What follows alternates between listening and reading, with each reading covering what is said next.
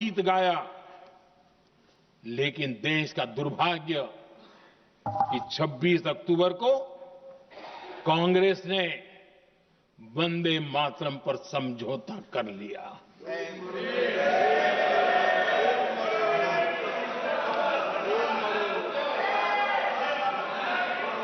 वंदे मातरम के टुकड़े करने के फैसले में वंदे मातरम के टुकड़े कर दिए। उस फैसले के पीछे नकाब ये पहना गया, चोला ये पहना गया कि ये तो सामाजिक सद्भाव का काम है। लेकिन इतिहास इस बात का गवाह है कि कांग्रेस ने मुस्लिम लीग के सामने घुटने टेक दिए और मुस्लिम लीग के दबाव में किया। और कांग्रेस का ये तुष्टीकरण की राजनीति को साधने का एक तरीका था। आदरणीय अध्यक्ष जी, तुष्टीकरण की राजनीति के दबाव में कांग्रेस वंदे मातरम के बंटवारे के लिए झुकी। इसलिए कांग्रेस को एक दिन भारत के बंटवारे के लिए झुकना पड़ा।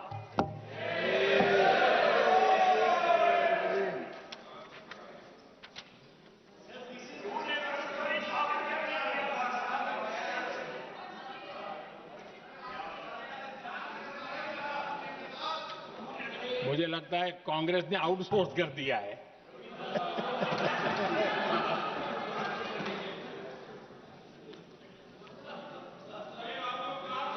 दुर्भाग्य से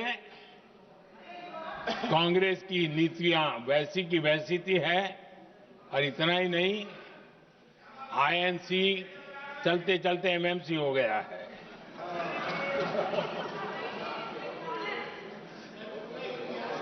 आज भी कांग्रेस और उसके साथी और जिन जिन के नाम साथ कांग्रेस जुड़ा हुआ है, सब वंदे मातरम पर विवाद खड़ा करने की कोशिश करते हैं।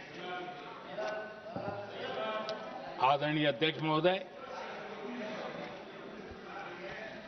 किसी भी राष्ट्र का चरित्र, उसकी जीवटता, उसके अच्छे कालखंड से ज्यादा जब चुनौतियों का कालखंड होता है, जब संकटों का कालखंड होता है, तब प्रकट होती है, उजागर होती है और सच्चे अर्थ में कसौटी से कसी जाती है। जब कसौटी का काल आता है, तब ही ये सिद्ध होता है कि हम कितने दृढ़ हैं, कितने सशक्त हैं, कितने सामर्थ्यवान हैं। 1947 में देश आजाद होने के बाद देश की चुनौतियां बदली, देश की प्राथमिकताएं बदली, लेकिन देश का चरित्र, देश की जीवटता वही रही, वही प्रेरणा मिलती रही। भारत पर जब जब संकट आए, देश हर बार वंदे मातरम की भावना के साथ आगे बढ़ा।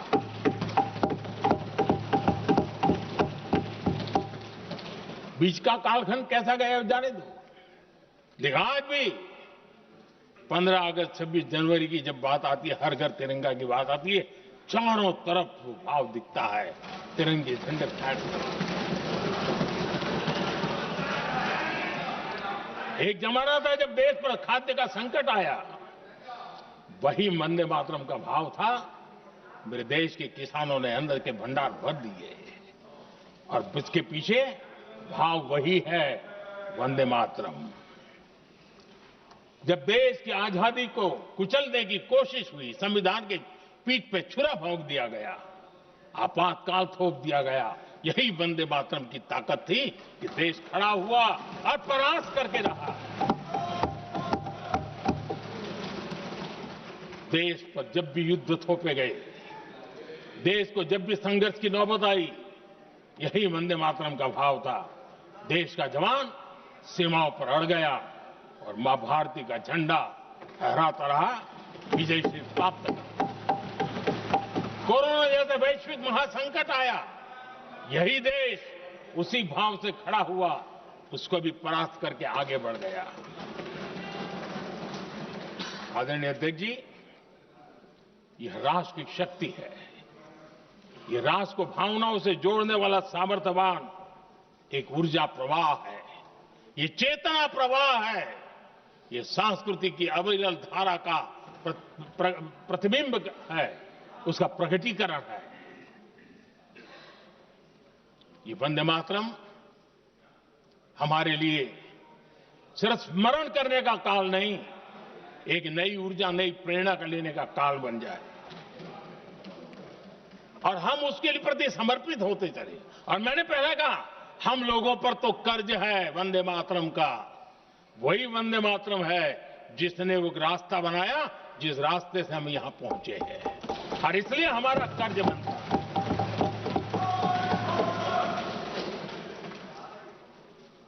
भारत हर चुनौतियों को पार करने में सामर्थ है। वंदे मातरम के भाव की वो ताकत है। वंदे मातरम ये सिर्फ गीत या भावगीत नहीं, ये हमारे लिए प्रेरणा है। राष्ट्र के प्रति कर्तव्यों के लिए हमें झकझोरने वाला काम है, और इसलिए हमें निरंतर इसको करते रहना होगा।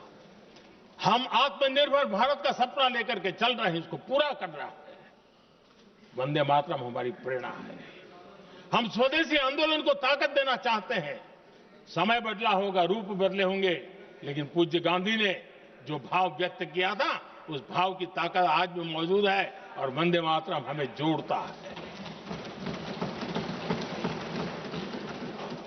देश के महापुरुषों का सपना था स्वतंत्र भारत का। देश की आज की पीढ़ी का सपना है समृद्ध भारत का। आजाद भारत का सपने को सिंचा था वंदे भारत की भावना है, वंदे मातरम की भावना ने।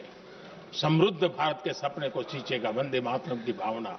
उसी भावना को लेकर के हमें आगे चलना है और हमें आत्मनिर्भर भारत बनाना। 2047 में देश विकसित भारत बन के रहे। अगर आजादी के 50 साल पहले कोई आजाद भारत का सपना देख सकता था, तो 25 साल पहले हम भी तो समृद्ध भारत का सपना देख सकते हैं, विकसित भारत का सपना देख सकते हैं, और इस सपने के लिए अपने आप को खपा भी सकते हैं। इसी मंत्र, इसी संकल्प के साथ वंदे मातरम हमें प्रेरणा देता रहे। वंदे मातरम का हम रण स्वीकार करें, वंदे मातरम की भावना को लेकर के चले, देशवासियों को साथ लेकर के चले, हम सब मिलकर के चले, इस सपने को पूरा करें। इसी एक भाव के साथ ये चर्चा का आज आरंभ हो रहा है। मुझे पूरा विश्वास है कि दोनों सदनों में देश के अंदर वो भाव भरने वाला कारण बनेगा, देश को प्रेरित करने वाला कारण बनेगा, देश की नई पीढ़ी को ऊर्जा देने का कारण बनेगा। इन्हीं शब्दों के साथ आपने मुझे अवसर दिया, मैं आपका बहुत बहुत आभार व्यक्त करता हूं। बहुत बहुत धन्यवाद। वंदे मातरम, वंदे मातरम, वंदे मातरम।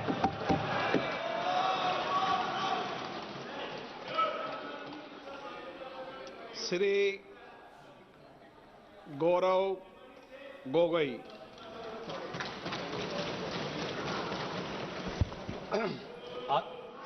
आदरणीय अध्यक्ष महोदय, मैं वंदे मातरम के 150वीं जयंती पर इस महत्वपूर्ण चर्चा में भाग लेने के लिए खड़ा हूं और अपने वक्तव्य के शुरुआत में मैं बंगाल के उस पवित्र भूमि को नमन करना चाहता हूं, जिस भूमि से ईश्वर चंद्र विद्यासागर आए, राजा राम मोहन रॉय जी आए, बंकिम चंद्र चटर्जी आए, स्वामी विवेकानंद जी आए, अरबिंदो घोष जी आए, खुदीराम बोस आए, कभी नजरुल इस्लाम जी आए, रविंद्रनाथ टैगोर जी आए और सुभाष चंद्र बोस जी आए। वाकई में